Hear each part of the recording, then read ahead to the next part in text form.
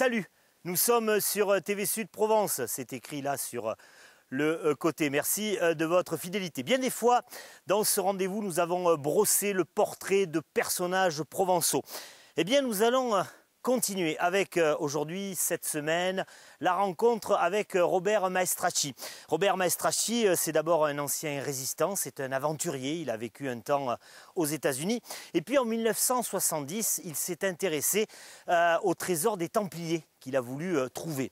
Alors il a commencé ses investigations, des investigations qui vont durer plusieurs années et qui vont révéler, selon lui, une géographie secrète de la Provence basée justement sur cette histoire des Templiers, mais aussi plus avant sur le néolithique. Et oui, une géographie étrange qui révèle, selon lui, un message.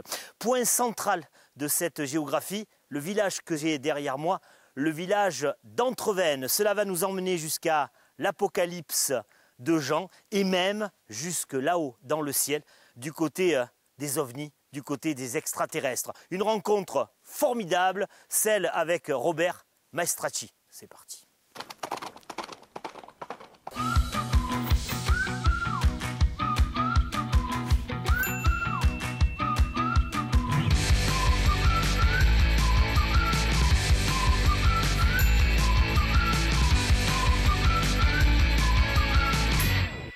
Robert, bonjour. Vous allez nous raconter une histoire étonnante.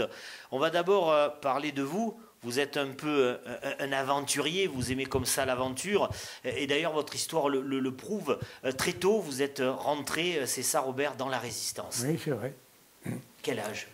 Oh, ben j'avais 16 ans et quelques à peu près, oui, c'est ça.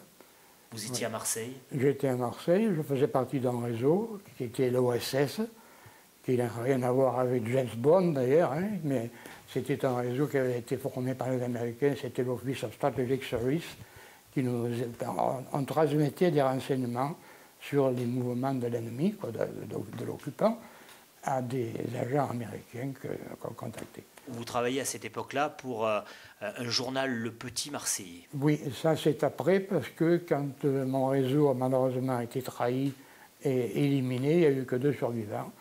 Et je ne pouvais plus me présenter au bac, qui était dans 3 mois plus tard. Et il me fallait bien, comme j'étais recherché, je ne pouvais pas, et je travaillais dans un journal qui s'appelait Le Petit Marseillais.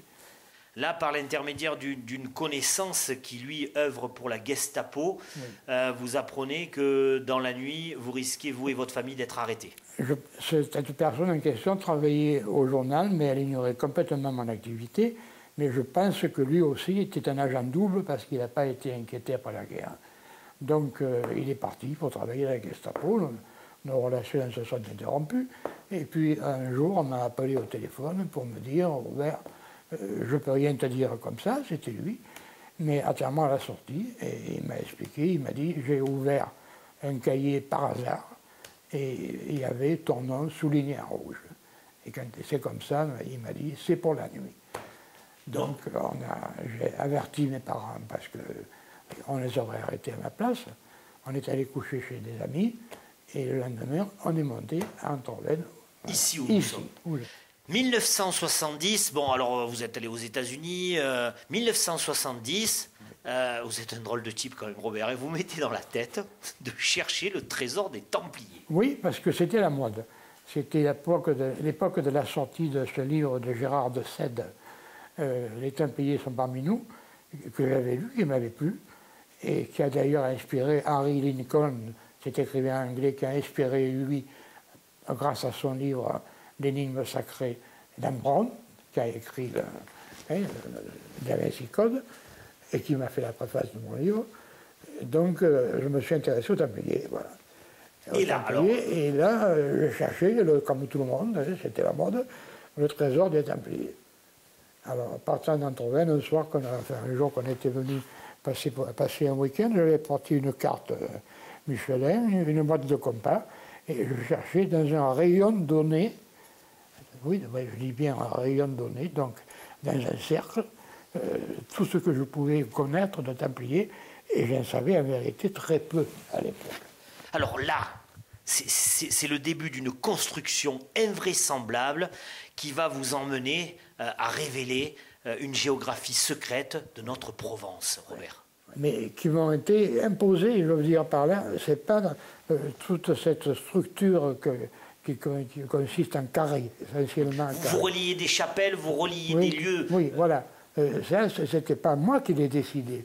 C'est en reliant des lieux que j'ai pu dessiner les figures en question. Et je me suis aperçu, à ma grande surprise, chaque fois que j'en faisais une nouvelle, qu'elle avait un rapport avec la sienne par le prolongement de ses diagonales, de ses médianes. Vous repérez donc des cercles, vous repérez des carrés qui ont tous une correspondance entre eux.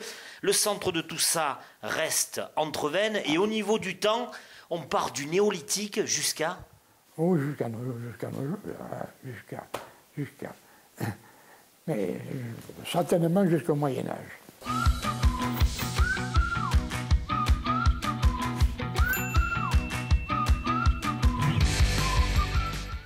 Et là, on en arrive à l'Apocalypse de Jean. Oui, l'Apocalypse de Jean, parce qu'en fait, il y a eu plusieurs apocalypses. Il y a eu celle d'Enoch, celle d'Esdras, mais il y a eu aussi Jacques, Pierre qui en ont fait, mais les canons de l'Église, comme par hasard, n'ont retenu que celle de Jean, qui était le disciple préféré du Christ.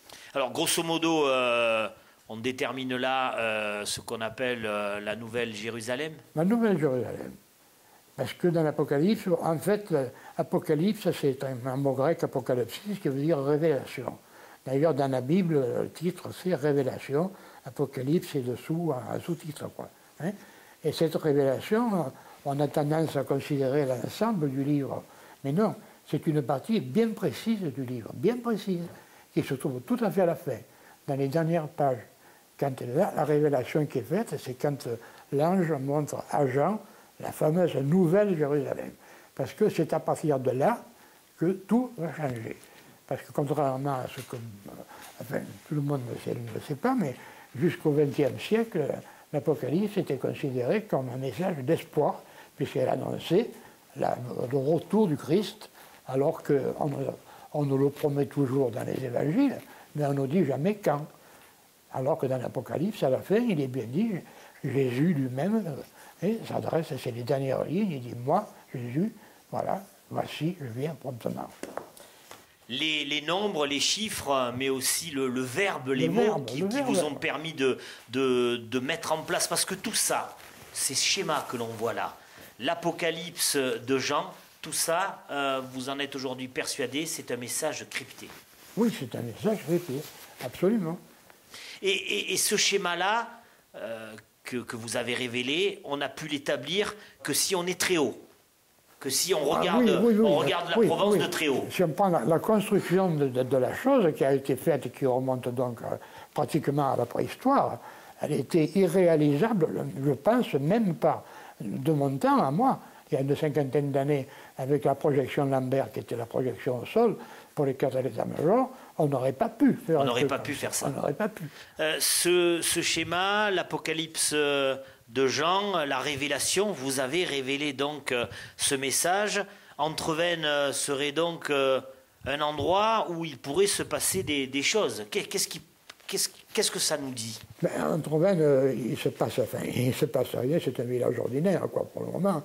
Mais ce qui fait la chose, c'est que à partir du moment où la révélation sera faite, c'est-à-dire où la nouvelle Jérusalem sera, c'est pas l'ancienne, c'est pas la Jérusalem céleste, hein, c'est la nouvelle Jérusalem. À partir du moment où elle sera découverte, on nous dit qu'il n'y aura plus de douleur, il n'y aura plus de deuil, il n'y aura plus de mal, que toutes les choses anciennes ont disparu. C'est le début d'une ère de justice. Qui a crypté ce message? Qui a émis ce message selon vous, Robert? C'est difficile à dire, mais je laisse en général, comme je suis... ce que je veux, c'est la vérité, c'est tout. Hein. Bon. Donc, je laisse ce message à l'appréciation du lecteur, parce que je crois que, après, pour celui qui lira le livre avec tous les détails, il sera obligé d'arriver à une conclusion, et cette conclusion veut que l'ensemble n'a pu être fait que vu du ciel. Donc on pense forcément, vu du ciel, on pense à deux choses de suite, Robert. À Dieu, oui, où on sait ici, il y a eu des visites, hein, des ovnis, ce qu'on a dit extraterrestres. D'ailleurs, vous avez une expérience là-dessus. Oui, oui, oui. Enfin, oui, et surtout mon fils et moi, et ma femme aussi. Qui aurait vu, donc... Nous avons vu quelque chose d'extraordinaire, quoi. C'était un spectacle à la Spielberg. Vous avez relevé, Robert, alors il faudrait aujourd'hui remettre ça au niveau des chiffres, mais vous en étiez à 118 apparitions d'OVNI en Provence. Oui. Vous avez mis des épingles sur ces... et ça correspond à quoi? Pour les pointer. Ça correspondait à quelque chose parce que dans mon genre, dans mon idée, je me disais, bon, c'est vrai, je suis rentré dans le système croyant actuel en disant, bon, ben, ce qu'on ne peut pas expliquer, ben, ce n'est pas des ovnis, mais c'est des accidents. Hein, il y a une explication rationnelle. Or, si c'est des accidents, ils peuvent se produire n'importe où. Donc ces ovnis auraient pu tomber normalement éparpillés sur la province. Et en fait, ils étaient groupés autour des angles de mes schémas. Et là où se trouvent des constructions de Templiers. Et là où, c'est les observations que j'ai faites, on retrouve des constructions, soit des ruines romaines ou des anciens sites templiers ou hospitaliers. Robert, on a passé une demi-journée avec vous. Je l'atteste, vous n'êtes pas fou. Hein. Vous êtes comporté avec nous normalement. Et puis on voit combien de temps ces recherches vous ont-elles prises? Eh bien, disons que j'ai commencé en 70, hein, j'avais donc 45 ans à l'époque, et que ça a duré 30 ans, quoi, à peu près. Et là, aujourd'hui, vous attendez quoi? Vous regardez le ciel tous les soirs, tous les matins, vous attendez quoi? Tiens, vous savez comment, ça? Non, mais j'imagine, avec tout ce que vous m'avez raconté. Moi, j'attends quoi? J'attends comme un nouveau bouquin, puisqu'il est en cours de réédition, mais complété, d'autres preuves encore qui sont absolument indiscutables. Hein. Et j'espère que quand il sera sorti, que la révélation sera faite et publiée d'une façon vraiment importante, quoi. Qu'à ce moment-là, quelque chose se produira, puisque c'est ce que l'Apocalypse nous dit, quoi. Merci Robert de nous avoir raconté cette chose incroyable. Nous avons fait là, à l'équipe de TV Sud Provence, une belle rencontre. Et j'espère qu'on aura de vos nouvelles très prochainement. Merci beaucoup, Robert. C'est moi qui vous remercie.